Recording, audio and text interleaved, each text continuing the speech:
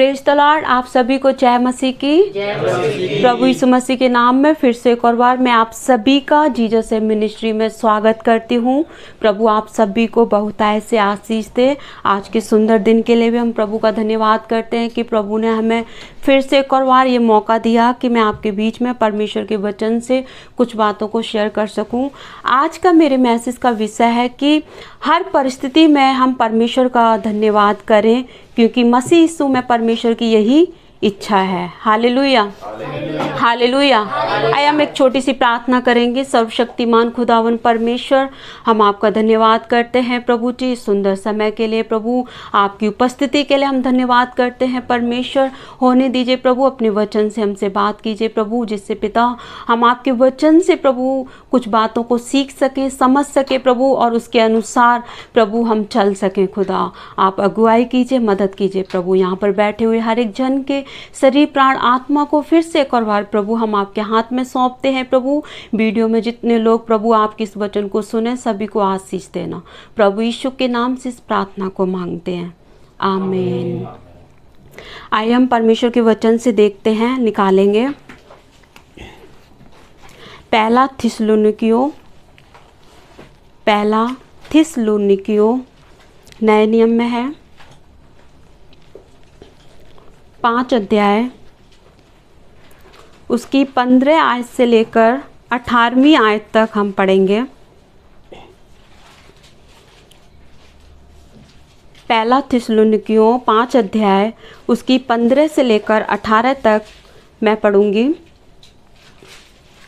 सावधान, कोई किसी से बुराई के बदले बुराई ना करे, पर सदा भलाई करने पर तत्पर रहो। आपस में और सब से भी भलाई ही की चेष्टा करो।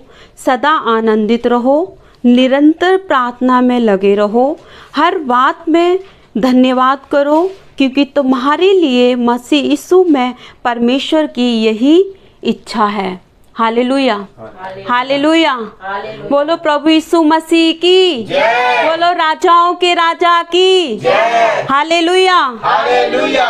और जैसे हमने अभी सुना परमेश्वर के वचन से कि सावधान, यहाँ पर परमेश्वर हमें अलर्ट कर रहे हैं। सावधान, कोई किसी से बुराई के बदले क्या ना करे, बुराई ना करे। यदि कोई हमसे किसी के प्रति कोई बुराई करता है तो उसकी जो पलट है हमें बुराई से नहीं देना है, बल्कि हमें परमेश्वर के वचन से उसको क्या करना है, समझाना है। कोई हमारे साथ गलत व्यवहार कर रहा है तो हम उसके अकॉर्डिंग हम उसके साथ बुरा नहीं कर सकते। हालेलुया। सबसे बड़ा एग्जाम्पल है प्रभु यीशु मसीह का। परमेश्वर प्रभु यीशु मसीह के साथ कितना बुरा करा, लोगों ने बुरा व्यवहार करा, है ना। कुछ भी गलती ना होने के बावजूद भी उनको ताड़ना दी गई, लेकिन प्रभु का स्वभाव देखिए कि प्रभु ने कहीं पर भी किसी भी प्रकार की कोई भी गलती नहीं की। यहाँ तक कि प्रभु का वचन कहता है कि हे परमेश्वर, इनको क्या कर, क्षमा कर। अपने दुश्मनों को प्रभु यीशु मसीह ने माफ़ किया।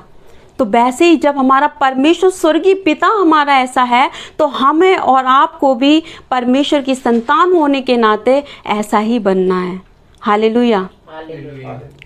लेकिन परमेश्वर का वचन कहता है कोई किसी से बुराई के बदले बुराई ना करे, पर सदा क्या करे, भलाई करने पर क्या हो, तत्पर रहे।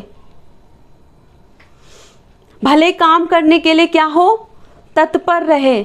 हो सकता है हम फैमिली में हैं, हम परिवार में या कलीसिया में हैं, हो सकता है हमें भलाई करना आता हो, है ना, हमारे अपनों को नहीं आता हो, लेकिन हमें उनके साथ फिर भी भलाई करके उनके हृदय को क्या करना है, जीत लेना है। हालेलुया।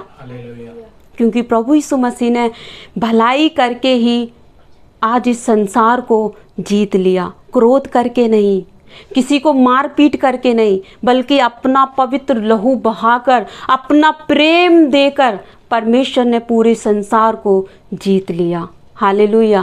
वैसे हम यहाँ पर देखते हैं, पर सदा भलाई करने पर तत्पर रहो, आपस में और सब से भी भलाई ही की क्या करो, चेष्टा करो, उम्मीद करो।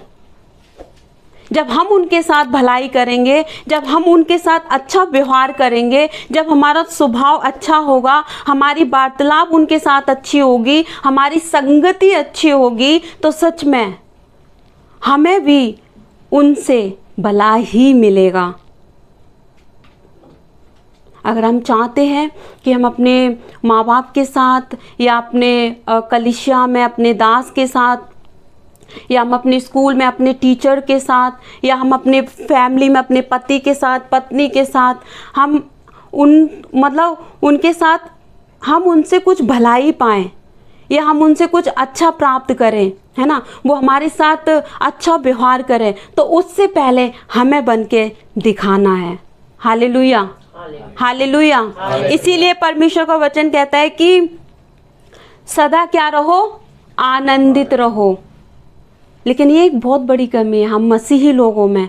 जब हमारे जीवन में खुशहाल जीवन होता है, जब हमारे जीवन में सारी भरपूरी होती है, तो सच में हम बहुत खुश होते हैं, परमेश्वर का बहुत धन्यवाद करते हैं, ऊंची आवाज खोल खोल कर उसकी स्तुति करते हैं, उसकी आराधना करते हैं, उसकी महिमा करते हैं।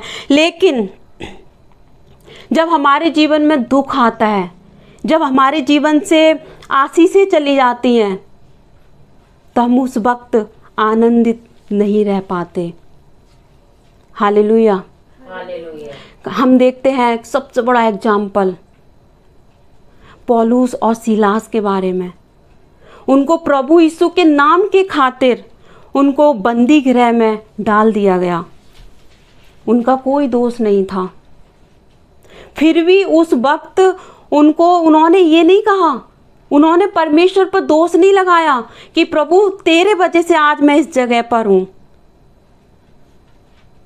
उनकी अच्छाई को देखो, उन्होंने उस परिस्थिति में भी ताड़ना सहने के बावजूद भी वो परमेश्वर के प्रति क्या है, आनंदित हैं। उस परिस्थिति में भी परमेश्वर का वो धन्यवाद कर रहे हैं, उस परिस्थिति में भी परमेश्वर की वो आराधना कर रहे हैं, उस परिस्थिति में भी वो परमेश्वर की प्रशंसा कर रहे हैं। और हम और आप होते तो क्या ऐसा करते? हालेलुया।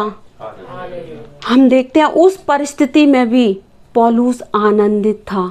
इसीलिए पौलुस ने लिखा भी है, क्योंकि जो जिस परिस्थिति से गुजरता है वो अपने अनुभव को लिखता है।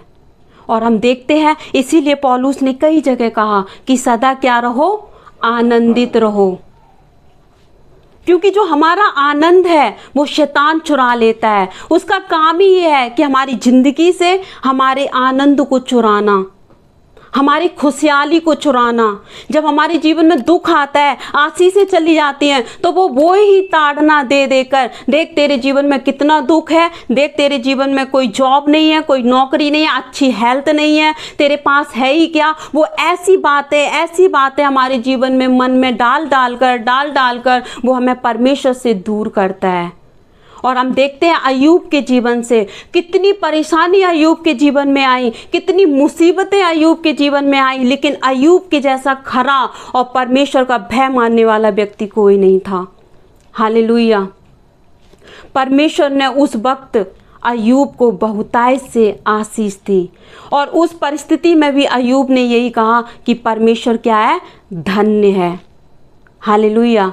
जब हमने आज का वचन सहायता पढ़ा 34, उसकी पहली आयत में लिखा हुआ है कि हर समय परमेश्वर की हम क्या करें, स्तुति करें, और हर समय हम परमेश्वर को क्या कहें, धन्य कहें, क्योंकि वो सच में धन्यवाद के योग्य है, वो भला परमेश्वर है। इसीलिए परमेश्वर का वचन कहता है कि सदा क्या रहो, आनंदित रहो। अगर हमारे जीवन में आनंद नहीं है, वो चिड़चिड़ापन, कुड़कुड़ाहट, इसका मतलब परमेश्वर की आत्मा हमारे बीच में, हमारे जीवन में वास नहीं कर रही। हालेलुया। आनंद भी एक परमेश्वर की आत्मा का फल है। परमेश्वर का वचन कहता है 17वीं आयत में, निरंतर प्रार्थना में लगे रहो। निरंतर किस में लगे रहो? प्रार्थना में। यहाँ पर कोई दिन निश्चित नहीं है, यहाँ पर कोई समय निश्चित नहीं है, बल्कि परमेश्वर का वचन आज सुबह के वक्त हमसे और आपसे इस तरीके से बात कर रहा है कि निरंतर प्रार्थना में क्या करो, लगे रहो। कई बार हम आपस में जब कहते हैं कि प्रार्थना करो, खाली समय है, तुम्हारे पास टाइम है, प्रार्थना करो, तो लोग हमें पलट के जवाब देते हैं, क्या पूरे दिन प्रार्थना में ही बैठे रहें, क्या प्रार्थना ही करते रहें? नहीं, हमारे पास समय है, यदि हमारे पास टाइम है तो हम परमेश्वर के साथ प्रार्थना करें, क्योंकि नहीं पता प्रभु यीशु मसीह कब आ जाए। इसीलिए परमेश्वर ने कहा जागते रहो और निरंतर क्या करते रहो, प्रार्थना में लगे रहो। ये याद रखना, हम यहाँ पर परदेसी हैं, हम यहाँ पर मुसाफिर हैं, हम यहाँ परमानेंट रहने वाले नहीं हैं। हमें एक दिन सबको यहाँ से जाना है, परमेश्वर के पास रहना है। हालेलुया। इसीलिए परमेश्वर का वचन कहता है कि निरंतर प्रार्थना में लगे रहो। क्यों? ताकि हम परीक्षा में ना पड़े। यदि हम प्रार्थना में नहीं लगे रहेंगे, यदि हम प्रार्थना नहीं करेंगे, यदि हमने प्रार्थना को स्किप कर दिया अपने जीवन से, या हमने ये हमारे मन में सोच आ गई कि हम अभी नहीं, फिर कर लेंगे, आज नहीं कल कर लेंगे, या अभी सुबह नहीं दोपहर में कर लेंगे, या रात में कर लेंगे, इसका मतलब क्या है, वो बात टल गई। हमें अगर प्रार्थना करना है तो करना है। हमें जब हम प्रार्थना करते हैं तो हम परमेश्वर से बात करते हैं, किसी और से नहीं। हालेलुया। इसीलिए शैतान हमारे जीवन में कई रुकावटें लाता है कि हम प्रार्थना ना करें। जब हम प्रार्थना करने के लिए बैठते हैं, जब हम अपने मन में ऐसी योजनाएं बनाते हैं, तो शैतान भी अपनी योजना बनाता है। उस समय या तो वो हमारे जीवन में ऐसा काम ला देगा, या हमें ऐसे बिजी कर देगा कि हम परमेश्वर के साथ प्रार्थना ना कर पाए। परमेश्वर का वचन कहता है, पौलुस ने कहा कि हम उसकी युक्तियों से क्या नहीं है, अनजान नहीं है। हालेलुया। इसीलिए परमेश्वर का वचन कहता है कि निरंतर प्रार्थना में इसलिए लगे रहो ताकि हम किसी भी प्रकार की परीक्षा में ना पड़े। क्योंकि ये हमने आपको पहले भी बताया, ये संसार श्राप से भरा हुआ है, ये पृथ्वी श्राप से भरी हुई है। इसलिए हमें निरंतर दुआ प्रार्थना में बने रहना बहुत ज़रूरी है, ताकि हम उस श्राप से छूट जाएं और परमेश्वर हमें आशीष दे। हम देखते हैं दानियल के जीवन से, निरंतर प्रार्थना करता था। वो एक दूसरी जगह पर रहते हुए भी उसने परमेश्वर के प्रति अपना लगाव नहीं छोड़ा, परमेश्वर के प्रति अपनी वो लॉ नहीं छोड़ी। उसने परमेश्वर के साथ 3 टाइम बैठकर दुआ की, प्रार्थना की। दाऊद ने भी यही कहा अपने भजन संहिता में, हे परमेश्वर, भोर को, शाम को, सुबह को मैं उठकर तेरा क्या करूँगा, धन्यवाद करूँगा और तुझसे क्या करूँगा, प्रार्थना करूँगा। 3 पहर मैं तुझसे क्या करूँगा, प्रार्थना करूँगा। लेकिन आज हमारी समस्या क्या है? कलीसिया में आज हमारी क्या समस्या है? हम कलीसिया में आते हैं, इतने पुराने विश्वासी होने के बावजूद भी, 5 साल, 10 साल, 2 साल, 20 साल पुराने विश्वासी होने के बावजूद भी हम जब कलीसिया में आते हैं, फिर भी हम सिर झुकाकर पास्टर के सामने, प्रभु के दास के सामने खड़े हो जाते हैं, और फिर भी हम एक नए विश्वासी की तरह प्रार्थना ही करवाते रहते हैं। यदि हम परमेश्वर के वचन को फॉलो करें, यदि हम परमेश्वर के वचन को मानेंगे, तो हमें इसकी ज़रूरत नहीं पड़ेगी। इसकी ज़रूरत सिर्फ नए लोगों के लिए है। हालेलुया। इसीलिए परमेश्वर का वचन कहता है कि निरंतर प्रार्थना में क्या करो, लगे रहो, ताकि आने वाली समस्याओं से हम क्या होंगे, बचे रहेंगे। दानियल अगर निरंतर प्रार्थना नहीं करता तो आने वाली जो समस्या उसके जीवन में थी, उसको शेरों की मान में डाल दिया गया था, मौत उसके सामने थी, लेकिन आने वाली उस समस्या से भी परमेश्वर ने उसको बचाया। हालेलुया। और वही परमेश्वर आज आपको और हमें भी बचाने वाला परमेश्वर है, क्योंकि परमेश्वर का वचन कहता है कि परमेश्वर यहोवा कभी बदलता नहीं। हालेलुया। वो आज, कल और युगानुयुग एक सा परमेश्वर है। हालेलुया। लास्ट आयत में लिखा हुआ है, हर बात में धन्यवाद करो क्योंकि तुम्हारे लिए मसीह यीशु में परमेश्वर की क्या है, यही इच्छा है। ये किसी और की इच्छा नहीं है, किसी अधिकारी की इच्छा नहीं है, किसी प्रभु के दास की इच्छा नहीं है। किसकी इच्छा है? जीवित परमेश्वर प्रभु यीशु मसीह की ये इच्छा है कि हम हर बात में क्या करें, धन्यवाद करें। लेकिन हमारी प्रॉब्लम ये है, जब हमारे जीवन में भला होता है, सब कुछ अच्छा होता है, तब हम उसका धन्यवाद करते हैं। जब हमारे जीवन में दुख आने लगता है, परेशानियां आने लगती हैं, तब हम उस वक्त परमेश्वर का धन्यवाद करना भूल जाते हैं। हालेलुया। परमेश्वर का वचन कहता है हर बात में परमेश्वर का क्या करना है, धन्यवाद करना है, याद रखना है। हर परिस्थिति में, चाहे हमारे जीवन में खुशहाली हो या दुख हो, हर परिस्थिति में, हर बात में हमें परमेश्वर का क्या करना है, धन्यवाद करना है। अय्यूब की तरह, पौलुस की तरह। हालेलुया। हम देखते हैं यहाँ पर कि यहाँ पर लिखा हुआ है कि हम प्रभु यीशु मसीह में हैं, हम परमेश्वर की संतान हैं। तो परमेश्वर पिता की जो इच्छा है वो यही है कि हम हर परिस्थिति में परमेश्वर का क्या करें, धन्यवाद करें। जैसे अय्यूब ने क्या कहा कि हम परमेश्वर से सुख लेते हैं तो क्या दुख ना लें। सबोपदेशक में लिखा हुआ है परमेश्वर ने दुख और सुख दोनों एक साथ बनाए हैं।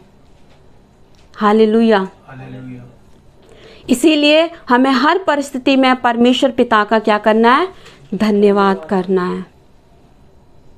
मैं आपको एक एग्जाम्पल देकर बताऊंगी जिससे आप अच्छे से समझ सको। एक राजा था और उसका एक हाकिम था। आप ध्यान से सुनना, समझ में आएगा।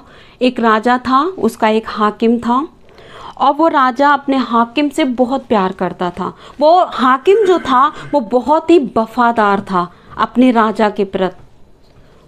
वो राजा का सारा काम करता था, राजा के साथ में रहता था। एक दिन वो राजा के साथ बैठा हुआ था, राजा के लिए फल काट रहा था। वो जैसे ही सेब काट रहा था तो उस वक्त क्या हुआ कि वहाँ पे एक मक्खी थी, वो मंडरा रही थी। तो उस हाकिम ने क्या करा, चाकू से उस मक्खी को जैसे मारा तो वो चाकू राजा की उंगली में लग गया और वो उंगली क्या हो गई, कट गई। राजा बहुत क्रोधित हुआ, जायज है क्योंकि उसकी उंगली कट गई, दर्द भी हो रहा है। राजा ने बहुत गुस्सा किया हाकिम पे और कहा कि आज के बाद तू मेरे साथ नहीं रहेगा और मैं अभी जंगल में जाऊंगा शिकार करने के लिए, मैं तुझे लेकर नहीं जाऊंगा। जब उंगली कटी तब वो हाकिम परमेश्वर का भय मानने वाला व्यक्ति था। जैसी उंगली कटी उस हाकिम ने कहा परमेश्वर का क्या हो, धन्यवाद। तो राजा और क्रोधित हुआ, मेरी तो उंगली कट गई, तू धन्यवाद कर रहा है। और राजा ने गुस्से में कहा देख मैं तुझे अब लेकर नहीं जाऊंगा। तो उस हाकिम ने क्या कहा, इसके लिए भी धन्यवाद, नहीं जाना, लेकर मत जाओ। राजा अपने रथ उठाया, चला गया अकेले शिकार करने के लिए जंगल में। हाकिम बेचारा देखता ही रहा, राजा लेकर नहीं गया। जब राजा अकेले शिकार करने के लिए जंगल में गया तो उस जंगल में अचानक से कुछ आदिवासी लोगों ने राजा पर क्या किया, हमला किया। अपने भाले लेकर आ गए, अपने हथियार लेकर आ गए और राजा को पकड़ लिया और अपनी भाषा में अजीब तरीके से बोलने लगे। राजा को कुछ भी समझ में नहीं आ रहा था कि ये क्या बोल रहे। वो आदिवासी लोग राजा को पकड़ के ले गए। ले जाने के बाद अपने देवताओं के सामने उसको बांध दिया। उसको बांधने के बाद रस्सी से उसको क्या करने के लिए, बलि करने के लिए। राजा डर गया क्योंकि मौत उसके सामने। उस समय उसको हाकिम की याद आ रही थी। यदि आज मेरा हाकिम मेरे साथ होता, वो मेरा सुरक्षा कवच था, वो मुझे मतलब संभालता था, मेरी सुरक्षा करता था। और उस समय उसको रस्सी से बांध दिया देवताओं के सामने बलि करने के लिए। और वो अपनी अजीब भाषा में बोलने लगे आदिवासी लोग, लेकिन उसको बलि करने से पहले उसको चेक किया, क्योंकि वहाँ पर एक रूल था कि देवताओं के सामने किसी भी मनुष्य को बलि करने से पहले वो कहीं कटा पिटा तो नहीं है, मतलब पहले से ही कट तो नहीं है। उसको चेक किया तो उसकी उंगली कटी हुई निकली। राजा घबरा गया, अब क्या होगा मेरा, अब मैं बचने का नहीं। लेकिन जैसे ही उन आदिवासी ने उसको चेक किया तो उंगली कटी हुई निकली। और जब उंगली कटी हुई निकली तो उन्होंने उसको क्या करा, छोड़ दिया। और वो जैसे ही छोड़ा गया वैसे ही राजा गिरते हुए हाँपते हुए, क्योंकि उसकी जान बच गई, गिरते हुए हाँपते हुए अपनी महल पहुंच गया। और जैसे ही पहुंचा गेट के पास, वैसे हाकिम ने गेट खोला और पूछा, क्या हुआ राजा साहब, क्या हुआ? राजा ने कहा, आज तो मैं मरते मरते बचा। हाकिम ने कहा, अच्छा। राजा ने कहा, यदि तुम मेरे साथ होते तो आज मेरे साथ ये घटना नहीं घटती। राजा ने कहा, नहीं, यदि मैं आपके साथ होता तो वो लोग आपकी जगह, मैं प्रभु का धन्यवाद करता हूँ कि वो लोग आपकी जगह मुझे बलिदान कर देते। उस व्यक्ति को देखिए, इस एग्जाम्पल से मैं आपको ये समझाना चाहती हूँ कि उस हाकिम, उस प्रभु के भय मानने वाले व्यक्ति को देखिए कि उसने हर परिस्थिति में परमेश्वर का क्या किया, धन्यवाद किया। यदि वो हाकिम राजा के साथ होता तो वो लोग राजा को छोड़ के हाकिम को बलिदान कर देते। इसीलिए जब राजा ने मना किया, उसने खुदा का धन्यवाद किया। हालेलुया। परमेश्वर सच में महान है। इसीलिए हमें हर परिस्थिति में परमेश्वर का क्या करना है, धन्यवाद करना है। इसीलिए प्रभु का वचन अभी 15वीं आयत में इस प्रकार कहा कि सावधान। जब हम सड़क पे जाते हैं, जब हम रोड पे जाते हैं तो एक बोर्ड लगा होता है, क्या लिखा हुआ होता है उस पर, सावधान। क्यों? आगे आबादी वाला क्षेत्र है, कृपया सावधानी से चलें। हालेलुया। आज हम परमेश्वर के मार्ग पर हैं और परमेश्वर हमें ये चेतावनी देते हैं अपने वचन से कि सावधान हो जाओ, अलर्ट हो जाओ, कोई किसी से बुराई के बदले बुराई ना करे। बट हमारे अंदर ये भावना आ जाती है, उसने मेरे साथ ऐसा किया तो हम क्यों ऐसे करें। नहीं, उसने कुछ भी किया हो, लेकिन हमें मसीह के वचन के अनुसार चलना बहुत ज़रूरी है, क्योंकि हम जीवित परमेश्वर की संतान है। इसीलिए हमें हर परिस्थिति में, चाहे दुख हो चाहे सुख हो, हर परिस्थिति में हमें परमेश्वर खुदा का क्या करना है, धन्यवाद करना है। हालेलुया। परमेश्वर इस वचन से आप सभी को आशीष दे। आइए हम छोटी सी प्रार्थना करेंगे, सभी अपने सिर को झुकाएंगे, आंखों को बंद करेंगे और कहेंगे, परमेश्वर हमें अपने इस वचन के अनुसार चलने में आप हमारी अगुवाई करें। जैसे आपने इस वचन से हमें अलर्ट किया, सावधान किया कि परमेश्वर हम अपनी ज़िंदगी में, अपने जीवन में कभी भी किसी से बुराई के बदले बुराई करने वाले ना हो। हमारे साथ किसी ने भी कैसा भी व्यवहार क्यों ना किया हो परमेश्वर, लेकिन आप हमें वो हिम्मत दें, वो सामर्थ दें। पवित्र आत्मा आप हमारी अगुवाई करें कि प्रभु हम आपके वचन के अनुसार उनके साथ भलाई करने पाएं। हे मेरे परमेश्वर, आप दया कीजिए, अनुग्रह कीजिए। जितने लोग इस वचन को सुने देखें प्रभु, उन सभी को आप बहुतायत से आशीष देना। परमेश्वर हम प्रार्थना करते हैं खुदावन परमेश्वर कि प्रभु हम हर परिस्थिति में, हर बात में परमेश्वर हम आपका धन्यवाद करें, क्योंकि आप धन्यवाद के योग्य हैं, आप स्तुति के योग्य हैं परमेश्वर। हे मेरे खुदा, हम आपका धन्यवाद करते हैं परमेश्वर पिता। इस समय प्रभु जी आपने हमारी प्रार्थना को सुना, हम धन्यवाद करते प्रभु यीशु मसीह के नाम से इस प्रार्थना को मांगते हैं, आमीन। आप सभी को जय मसीह की।